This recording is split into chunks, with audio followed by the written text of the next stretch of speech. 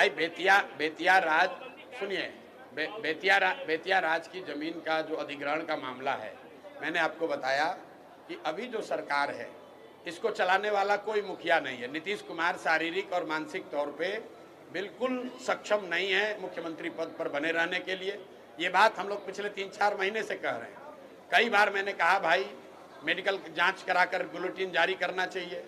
चलो वो नहीं मानोगे तो अपने मंत्री परिषद के सदस्यों का नाम बता दो तो भी हम लोग जान जाए कि आप स्वस्थ हैं। आपने कल देखा कि मंत्री परिषद के साथियों का नाम तो छोड़िए, नीतीश कुमार देश के प्रधानमंत्री जो स्टेज पर बैठे थे उन्हीं का नाम भूल गए। आप जरा समझिए, हंसने की बात नहीं है।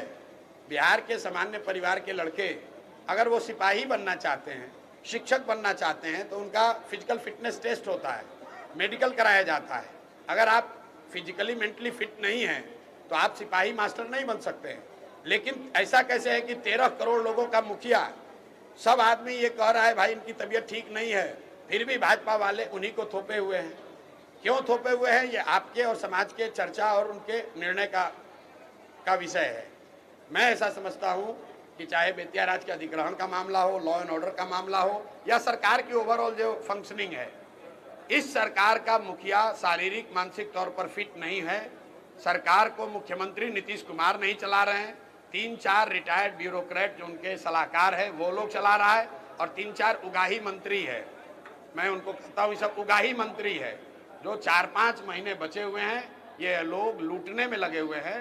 जिस सरकार का कोई मुखिया नहीं होगा उसमें इसी तरह के कानून बनेंगे, इसी तरह की गलतियां होंगी। आप देख रहे हैं कानून व्यवस्था की हालत, रोज मर्डर हो रहा है, रोज हंगामा हो रहा है। लेकिन आपने सुना कि नीतीश कुमार ने लॉ एंड ऑर्डर के रिव्यू के लिए कोई बैठक बुलाई है? क्यों नहीं बुलाया है? क्योंकि नीतीश कुमार को वो स्थिति ही नहीं है कि वो कोई बैठक बुलाए उसमें रिव्यू करे। आपने कोई नीतीश कुमार का पत्रकार वार्ता देखा पिछले 4-6 महीने में? आपने नीतीश कुमार को कोई भाषण देते सुना?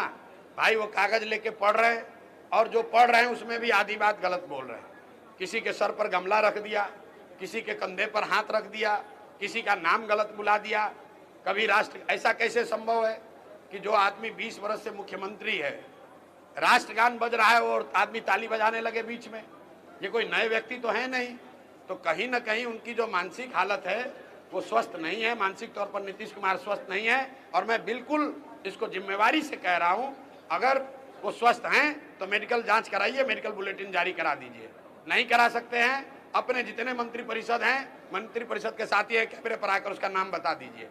अगर वो भी नहीं करना, आपने जो 5 आपके फेवरेट अफसर हैं वो अफसरों का नाम बता दीजिए कैमरा पर। नीतीश कुमार को कोई बात याद नहीं है, ज्यादातर बात याद नहीं है। जो लोग लिख कर देते हैं वही वो पढ़ते हैं।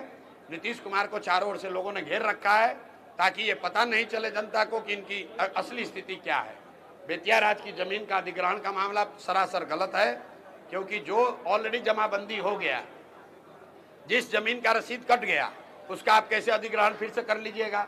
लेकिन ये मामला सिर्फ बेतिया राज का जमीन का नहीं है, पूरे बिहार में 1/3 से ज्यादा जमीन का लैंड का ओनरशिप डिस्प्यूटेड है।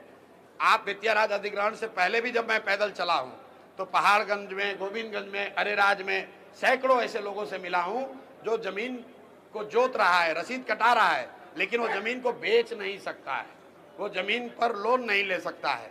लोगों का बेटी का शादी है, उसकी जमीन है लेकिन वो बेच नहीं सकता है। ये परेशानी पूरे बिहार में है।